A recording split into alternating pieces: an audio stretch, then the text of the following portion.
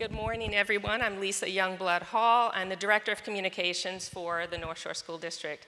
And it's been pouring rain, it's early, and you're all here. So we are so appreciative that you made it out to listen to Dr. Reid and our amazing students. I mean, the talent we have in this district on so many different levels, artistically and academically, everything. This is just a sampling. This was a sampling of our 23,000 plus students, so we hope you enjoyed that portion of the breakfast. I just want to first thank the North Shore Community Church and Jonathan Wolfgang and his team for hosting us for the third year for the State of Our Schools address. Don't know how we could do this without them, so we really appreciate everyone here. I also, oh, there it is. And now I have to take care of logistics. If we need to make an exit, there are doors on either side of the audio booth, and restrooms are off to your left.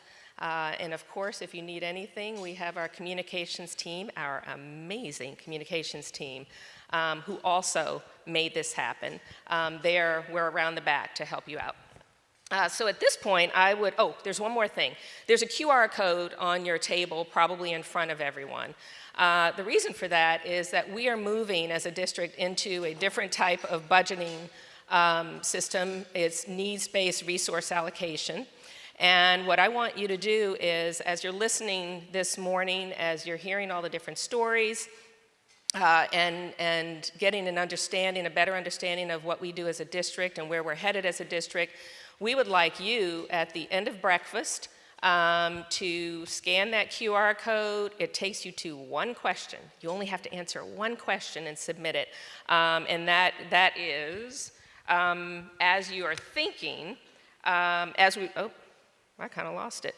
As we prepare our students for a future yet to be imagined, what do you believe to be the best investment of our resources? That's all you have to do. It'll take you probably 30 seconds unless you write a lot. So at this point, I'd like to invite Tim Bertel, President of the North Shore Educators Association.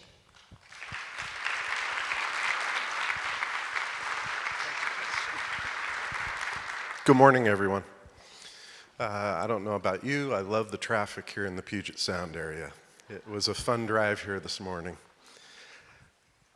This is a State of Our Schools address. It's interesting, it's coming upon the heels of a State of the Union address last night. This is going to be one in which we talk about collaboration, the one in which we talk about unity, the one in which we talk about how we solve problems, the one in which we talk about being a community, a whole community together. And so in the last year, the North Shore Education Association, along with the North Shore School District, embarked upon a new kind of bargaining in the North Shore School District. It was called interest-based bargaining, not positional bargaining. It was one in which you sit down together, you mutually figure out these are the main issues we want to address at this point in time, and we collaboratively look at all the options in which we can solve those problems. And amazingly enough, you come up with really, really good solutions. That was something that Dr. Reid and I, several years ago, actually when she first came to the North Shore School District, we sat down and talked about different approaches that we could take to our collaborative future together. I've been in the North Shore School District since 1987, just a few years.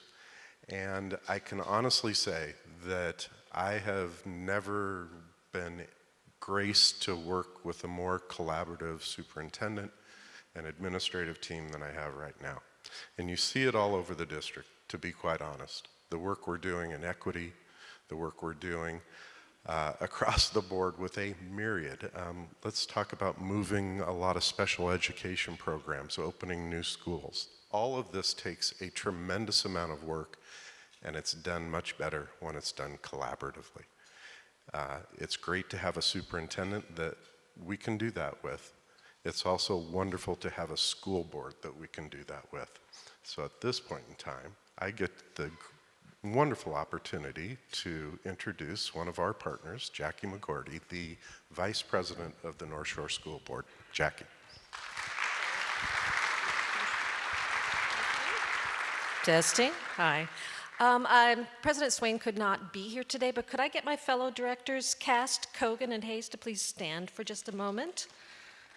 Just wave, anything. As you know, we all function as a unit.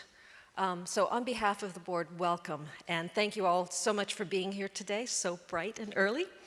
As you may know, most of you know probably better than me, it was 2016 that the then school board selected Dr. Michelle Reid to be the superintendent of the Northshore School District. I know that I am extremely grateful for their foresight at the time and for the ground that has been laid since then. She is now in her 4th year of leading this district into the future, and I believe I speak for our entire board, her staff, her students, all of our students, and the community when I say it has been an honor. Where did she go? There she is. To witness and be a part of her collaborative, innovative leadership. As she engages all of us in the rich, substantive conversations that we need to inspire us to think outside of our box and create positive change for our students. Dr. Reid earned her doctorate in educational leadership from the University of Washington, her master's degree in educational administration from the University of Washington, and her bachelor's degree in natural science chemistry from my alma mater, the University of Puget Sound. In today's address, Dr. Reid will share highlights from a year of immense growth for our district. And just as immense, positive change, and inspired leadership that continues to guide us with laser focus on preparing our students for a world yet to be imagined. I can't tell you how thrilled we are to have a hand at the helm that is so deeply committed to the success of all of our students and all of our staff. Please join me now in welcoming Northshore School District Superintendent Dr. Michelle Reid.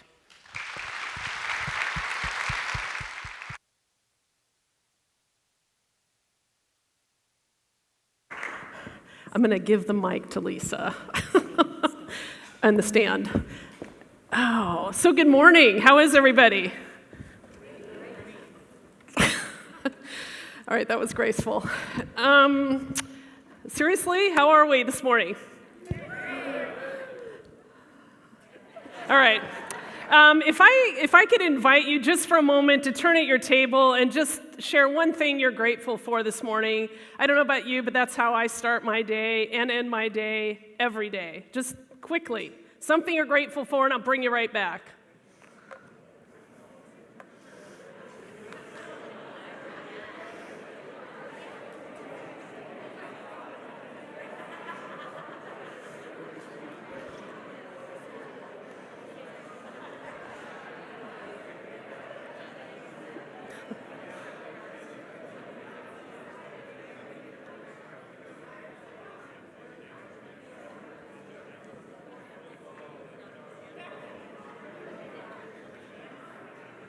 All right.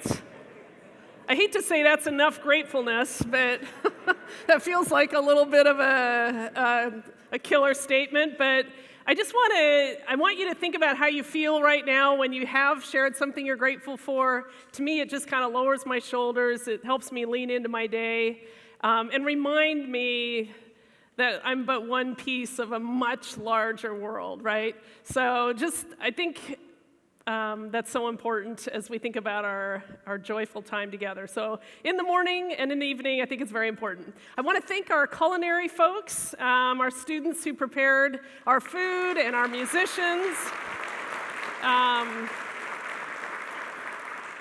I'd like to have all of our elected officials, and if their spouses or significant others are here, please stand, because everyone's spending a lot of time. So if you're an elected official, please stand. Nice. our city community leaders. I know I've seen several of those folks in the audience as well. If you'd please stand and be recognized. I know Rob Carlindsey is here somewhere. David Swissa. David. So just, we're going to hear this a lot this morning because we hear it every day that we are one community. I think Tim started us with that. Dr. McGourty continued with that, and that's a seminal message. So I'd also like our district leadership to stand. I know that anyone who's in a leadership position in North Shore, please stand and let's be recognized.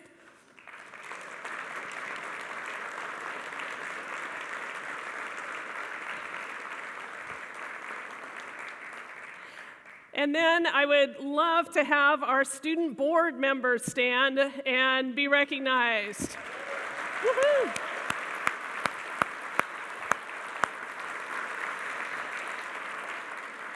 So Drew, you left out the dance move. We were going to do a synchronous dance move. Do you want to, you're okay. Okay.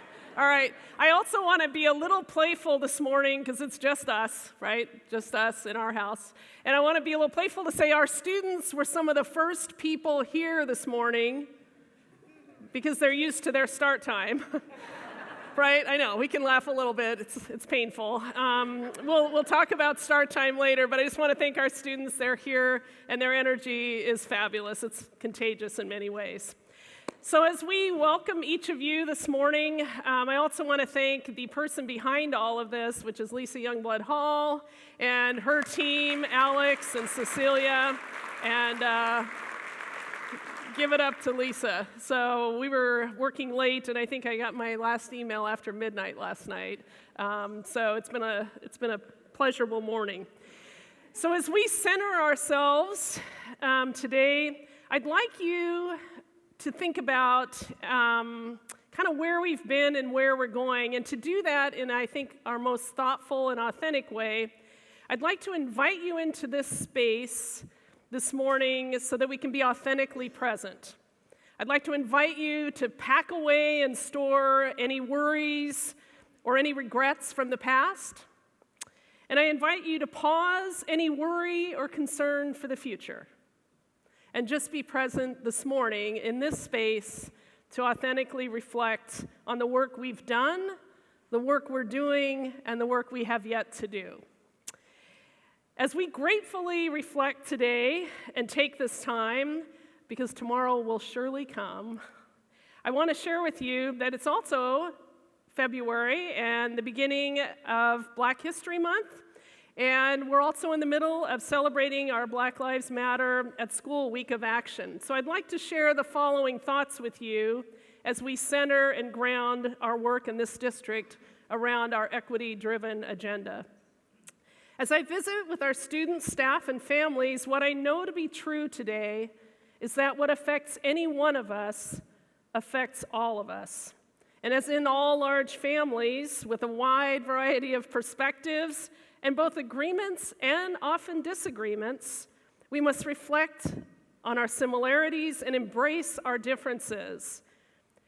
When we disrespect one another because we have differences, I know that the work stops.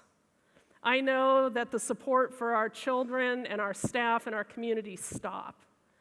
We cannot be uncivil or disrespect one another when we disagree. That is the most important time for us to lean into our relationship together. That is the most important time for us to stay connected, because we have so much work to do to support the 23,000 students, not just today, but for their future, the rest of their lives. I was interviewed once by NPR on the work we do in education. And one of the things that they took away as a quote is, "This work is not about the 13 years students are with us. This work, when we do it well, and we do it really well here in North Shore, is about the quality of the rest of their lives and the doors that are either open or shut because of the decisions we make." It's that stark. And that's why I'm so proud and so excited to talk about the work that we are doing right now. As we stay grounded in our equity work, as we continue to embrace equitable practices across North Shore, More opportunities are created that align with our commitment to embracing all who are part of our community. This is a time, as it is always the time, to spread awareness and gain knowledge about the stories of each of our communities within our community, both nationwide and locally. As we learn to value, we then appreciate more deeply our own diverse North Shore community. In our house, we're going to continue to celebrate the differences between and among us and respect every individual who is part of it. It is a time to spread awareness this morning about our past, our present, and develop our skills to advocate for a collective future that is rooted in our humanity. So let's take a look at our district. Our district currently is 60 square miles. It's a large, one of the most geographically large districts encompassing 3 cities, Bothell, Kenmore, and Woodinville, and areas of unincorporated King and Snohomish County. Currently, we're 33 schools strong and growing. We have 20 elementary schools, soon to be 21. We're going to be having our new elementary school open this fall, our Ruby Bridges Elementary School. We have 6 middle schools, 4 high schools that are comprehensive, our Secondary Academy for Success and North Shore Networks, as well as our new Innovation Lab High School. And we have our early learning, ECAP, Head Start, and Sorensen programs. We are a network of schools that form one fabulous district. I also want to share we are continuing to grow. OSPI has us as 23,577 students strong. It is 77. Each student matters, right? Those are not just numbers. David Wellington reminds us of that every time we talk about Goal 3. We are not talking about data points. We're talking about children, right? These are people, not widgets. We have 94 home languages spoken in the North Shore School District. Our breakdown culturally, we have 0.3% of our students Native American, 20.3% of our students are Asian, 0.2% Pacific Islanders, 2.1% African American students, 12.4% Latinx students, 8.8% identify as 2 or more races, and 56.1% of our student body is white. Our demographics and free and reduced lunch, and I share this data with you because it's part of our DNA at this point in North Shore.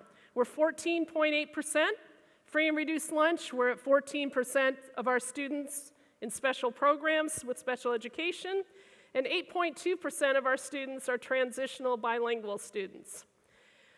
So as we think about this diverse group of students, I want to share some work that I've talked about multiple times in the past, and I notice Austina DeMonte and Laurie Ferriola are in the audience who've worked tirelessly on this project in terms of bringing all our programs to a place where we can have equitable access for students. And so yesterday afternoon, Austina shared the data that from the last 2017, when we started universal screening, we had 64 students who were traditionally underrepresented. These might be students who have a special language, students on a 504 plan, students on an IEP, but students who need perhaps special supports, who weren't previously having an opportunity to demonstrate their ability to be in a highly capable program.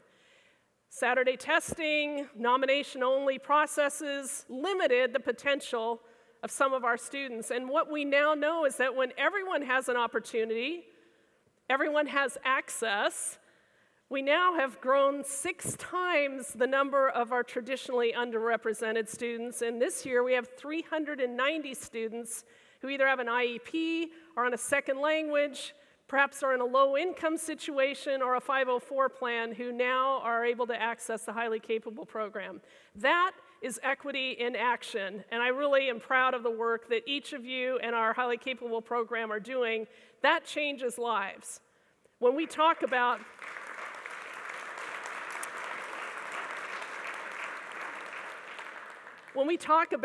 what we do having an effect on the rest of a student's life and their family and their next generation, opening those doors for young people is absolutely critical. And it's our responsibility, right? When we know better, We have to do better. And this data is too compelling to ignore. I also want to share that thanks to our partnership with our Northshore Education Association, the support of our board, the support of our community in paying for levies and our bonds, but in this case particularly our levy, our foresight of our finance department, able to budget adequately, and our principals who have been fabulous in their support of our 7-period day at the high school. We have more than doubled our music participation at the secondary level, and I personally think that the arts are a critical part of core education. There is just no question in my mind that when we took away the fees for elementary music, we used to charge money for people to play an instrument in elementary school. When we eliminated that barrier, more students are accessing music like the young people we saw today. More students are able to access the arts, which honestly civilize us as a country, I believe, and as a global community. And the fact that they can stay with their art, their music, their elective classes through high school is a gift, and it's a gift we're all paying for, but I think it's going to reap huge rewards because the whole child, the whole person in North Shore, it matters in our house. And I see Patsy Treese out there. Patsy, thank you for helping to support purchasing instruments for all our young children who perhaps can't afford them. So we can give it up for Patsy. Why don't you stand for that work?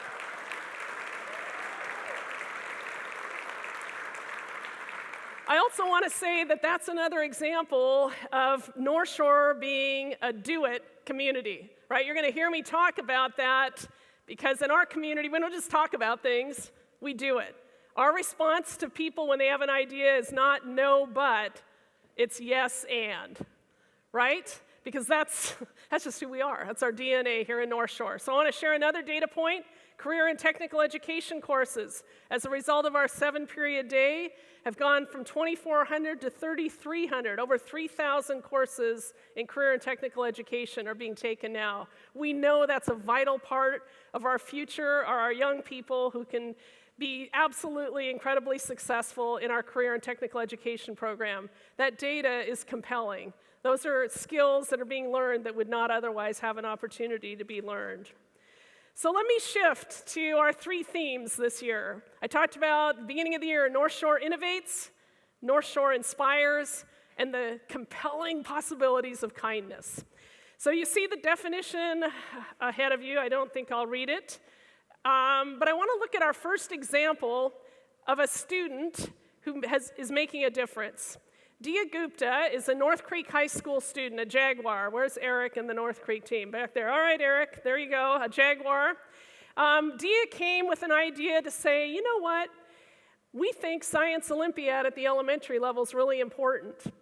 Young people have a chance to come together, to collaborate, to critically think, to be part of a science movement, which is worldwide, and I, Dia, would like to help. How about I go out and try to see if PTAs will support having Science Olympiad teams in all of our elementary schools and not just one elementary school? So a year ago, we had 1 school and 8 teams, and because of our PTA partnership, do we have our PTA leadership here today? Natalie Campbell, PTA people, stand up if you're here, right? Natalie, I know you're here. Let's give them a hand.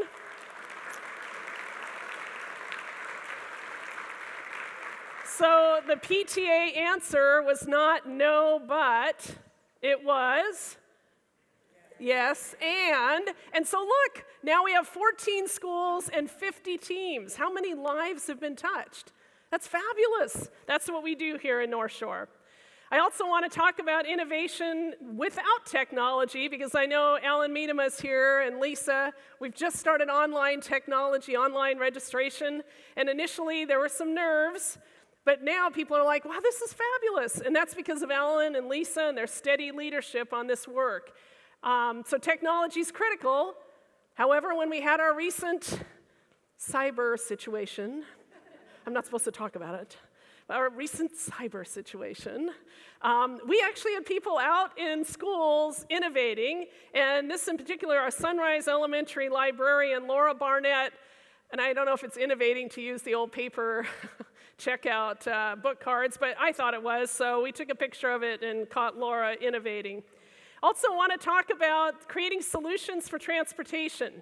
We are working so hard on start times, and just want to recognize Bruce Halders. Where's Bruce here this morning? Bruce is here from Transpo Corporation, and he's working with our transportation folks, Mike Bailey, Joe Paperman, Dugan Harmon, and a group of community members as well, to try to wrestle and finally solve this start time hairball problem. It's like a giant story problem, right? Like if you have 6 cars moving in the wind against it, right? So we're working on that to deliver safe transportation at a more optimal time frame.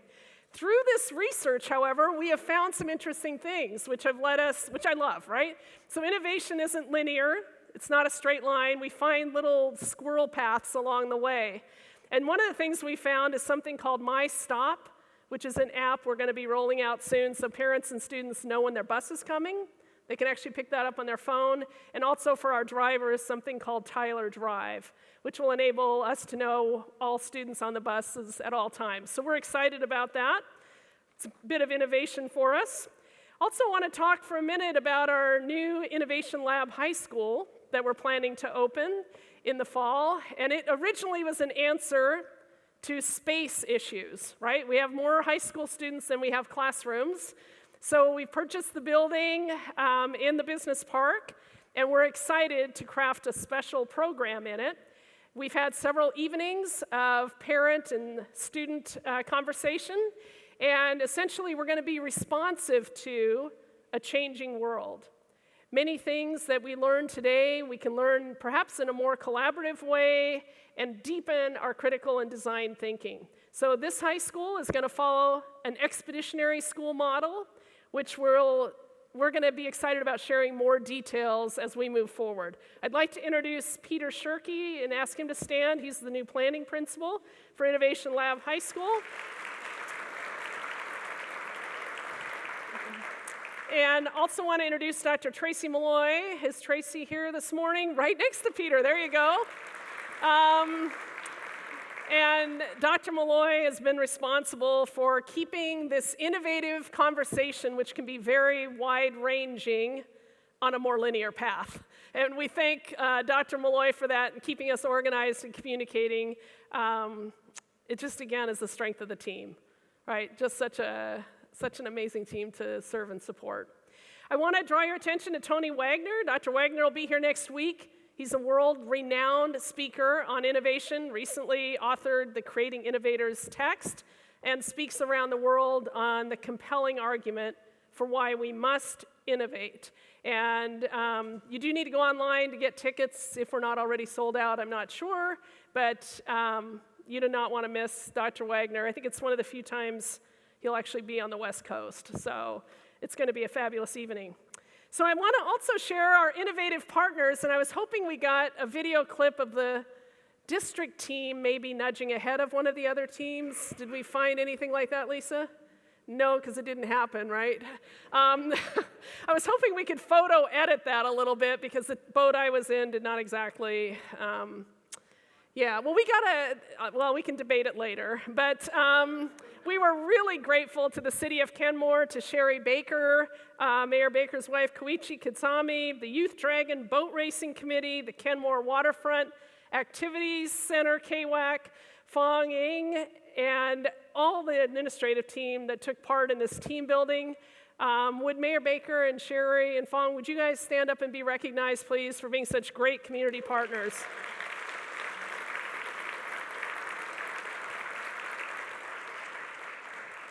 I think we were boat 2, weren't we?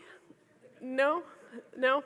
Okay. Well, the other thing we're doing, I know Dugan Harmon, our deputy and overseer of all things athletics in the district, I know we did better than that, is working to have dragon boat racing be a part of all of our high schools. And it's a competition that's global, so we have both cultural connections as well as just the competition and team aspect. For us as a leadership team, it's a great reminder that it takes absolutely everybody to make that boat move and absolutely everybody to have the work done in our city of Kenmore. So again, thank you very much. Lastly, on the topic of innovation, I want to introduce our innovation ambassador this morning. And Matt Bohannon is a 5th grade, or a teacher at Leota Middle School, home of the Lions. And also, I think they currently have the Start of School Lamb Trophy. Is that correct? Yes. Okay, the Lions have the lamb. All right. So a little bit about Matt. I just find that just fabulous. A little bit about Matt. As a 5th grader, Matt attended a state bowl in future problem solving and was mentored himself to always achieve the best version of himself. And isn't that what we want for every student in North Shore? Matt brought future problem solvers to our district, starting with only 6 students. Again, you're going to get this can-do attitude, right? 1 student at a time. We started with 6. They didn't make it to the state championship that year, but they did not give up. They are North Shore first and Lions, of course. The program then expanded to 24 participants in their 2nd year, where they went to the state bowl, won the championship, and were invited to the international conference. And now in their 4th year, they have more than doubled their participants, spanning 3 schools at every level, and have actually competed and won trophies at the international competition. So, Matt Bohannon.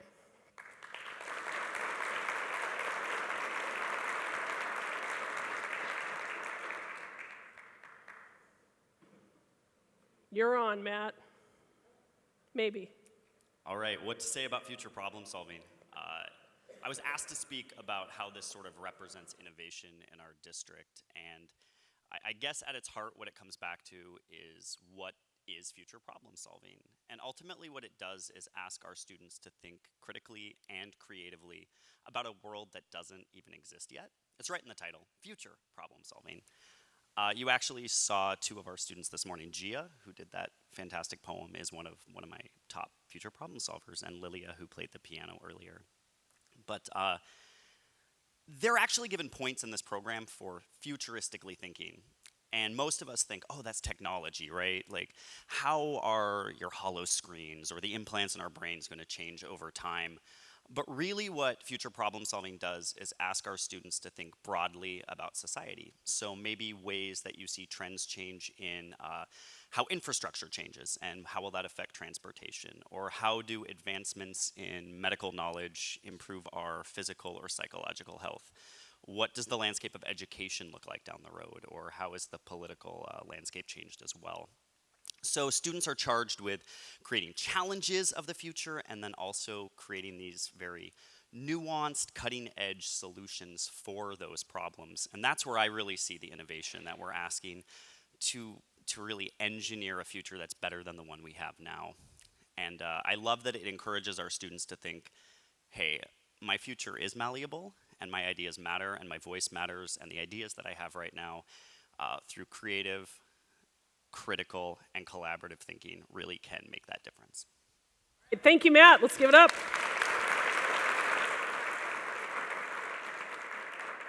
So our second prong from the beginning of the year was North Shore Inspires. So let's look at some of the folks who've inspired us over the course of the year. I want to draw attention first to Cecilia Shoemate. Where is Cecilia? Cecilia Shoemate's in our communications department. There she is in the back. Let's give her a hand.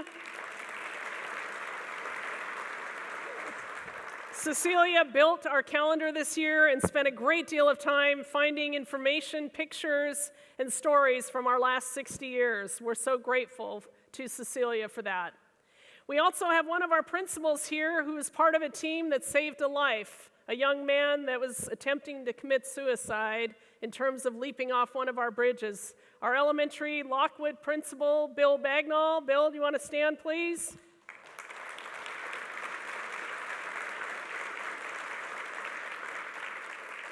Again, Bill typified that North Shore can-do spirit as he drove by and saw what was about to happen. Bill did not keep driving. Bill stopped and decided he could do something about it, and that's what we do in North Shore. I want to say that mental health continues to be a serious issue in this community and across this country. And another community partner that decided not to be still, but to be part of an answer and a solution to do something about it was Evergreen Health. And Dr. Jeff Tomlin is here this morning. Where's Dr. Tomlin? Want to wave? There you go. Let's give it up for Evergreen Health. They have stepped up and committed $380,000 of community benefit funds to support mental health in the North Shore School District. That is a significant gift. Thank you. Also want to thank Todd Banks for helping to make that connection, because without connections, without community, and without relationships, good things don't happen. So just another example of how working together makes such a difference. And it should inspire each of us. It inspires me every day. So another group that inspires me, and I think our community, is our elected school board of directors in their third year as a board of distinction after being named a board of the year last year. So I think let's give it up for our school board.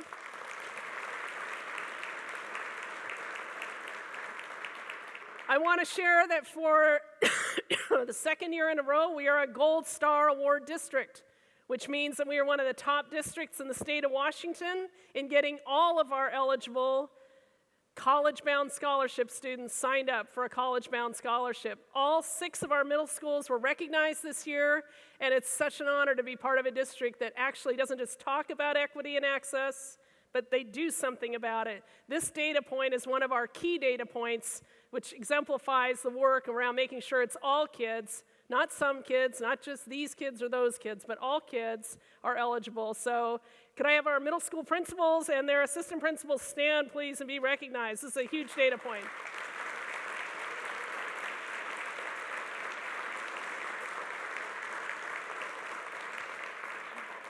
Another commitment we've made as a district and community is to make sure that our students who have a second language as their first language, that their performance and that their achievement increases.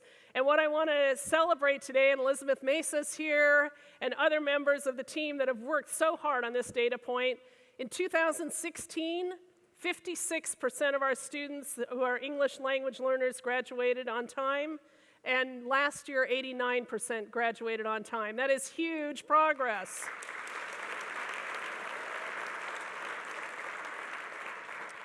I also want to thank, last year I talked a lot about algebra. Algebra in 8th grade is an Office of Civil Rights track data point.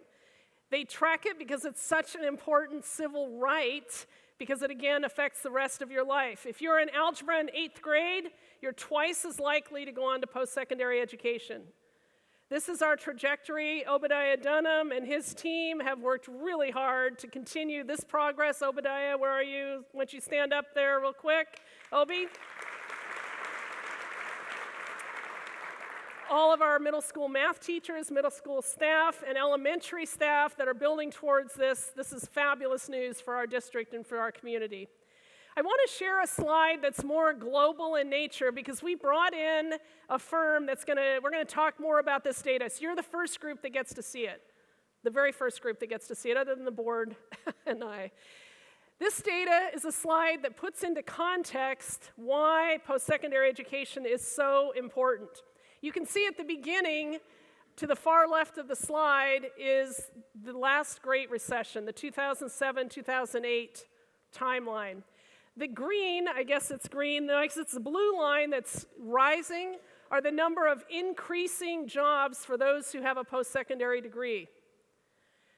The other lines, the green line, are the jobs we've lost for students who have a high school diploma or less, and that's it. Those jobs are not coming back. 80,000 of them across this country. That's why that post-secondary education is so critical. That is why the algebra data point is so critical. It's why the EL student graduation data point is so critical. If we can't provide our students what they need, they cannot have a quality of life if they can't be employed. So that's a contextual slide. We then looked at, so how does North Shore do compared to other places around the country? What we found is that North Shore is sending more students to post-secondary than the average around the country or the state. We have fabulous data at this point. In fact, sending 81% or 82% on is some of the best data in the country for a district our size. We then took a look, and we're going to be talking about this with our leadership team. We looked at the quality of the rigor of the classes students took in high school. And is that predictive of whether they can go to post-secondary school and be successful? The green signifies students who could go through high school and be successful in post-secondary, because we've looked at their grades and their progress 8 years out. We took that data and looked at it. That's huge. What we were told is that it's the best data that this consulting firm has seen anywhere in the United States. The best data anywhere in the United States, hands down.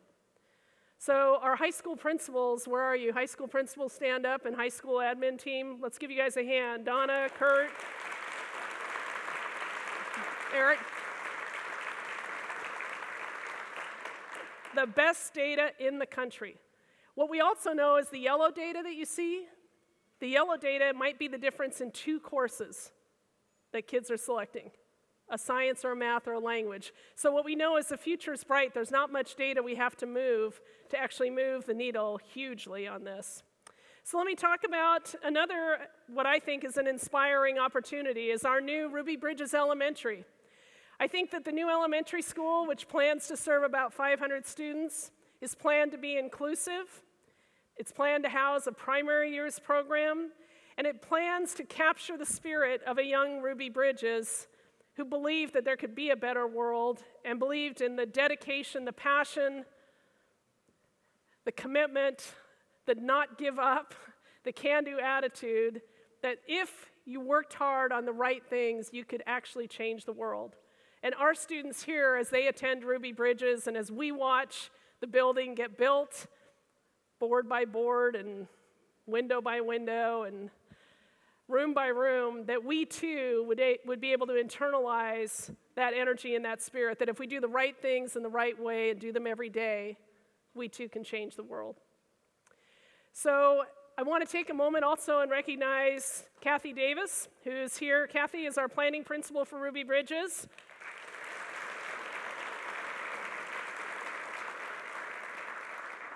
We've actually invited Ruby Bridges to attend our ribbon cutting, and we're keeping our fingers crossed that she's going to be able to do that.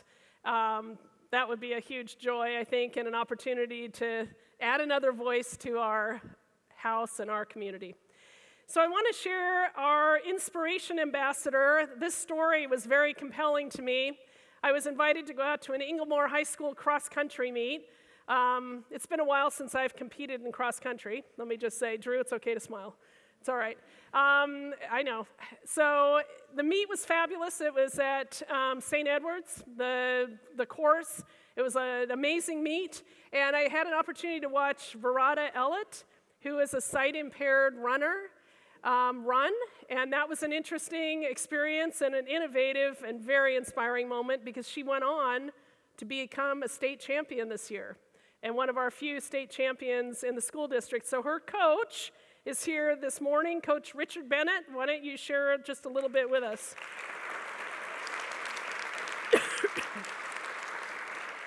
Thank you, Dr. Reid.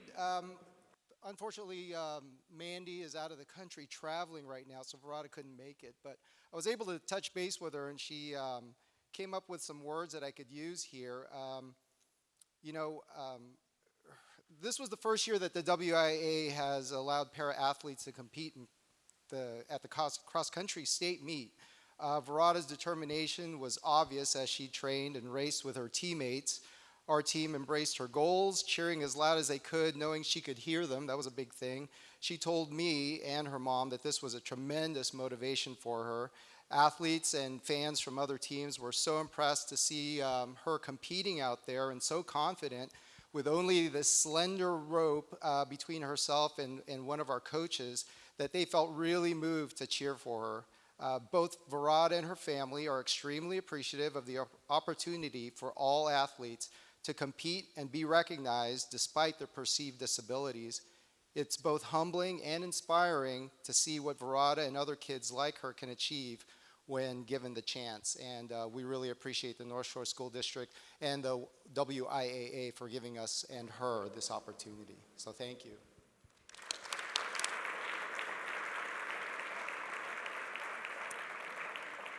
Thank you, Coach Bennett, and I really appreciate you making time to be here. I know you had a work schedule as well, but I love that you use perceived disabilities. I can tell you Verada could run that course faster than I can.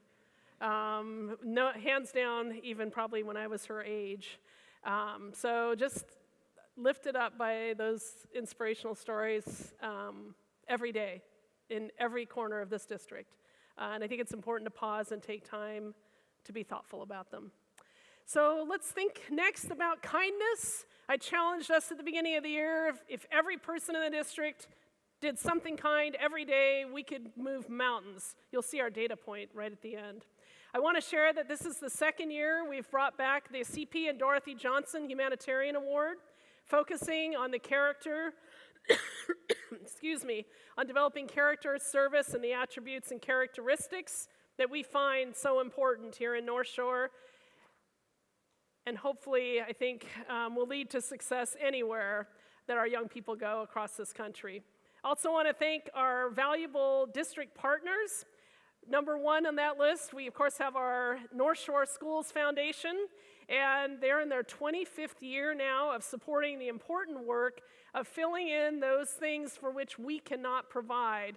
And so our school district is indeed grateful for the many, many contributions of our Schools Foundation.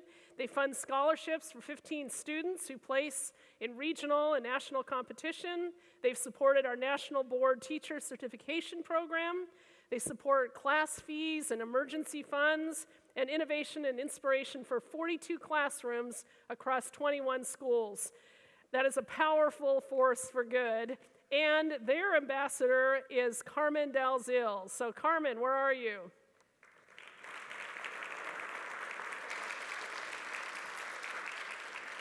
It's a privilege to be part of a community that gives, and it's an awesome place to be part of a foundation where so much of the community can embrace how and help our schools. So we love that partnership, and we're really, really grateful. I want to tell you about one student and one grant and one thing.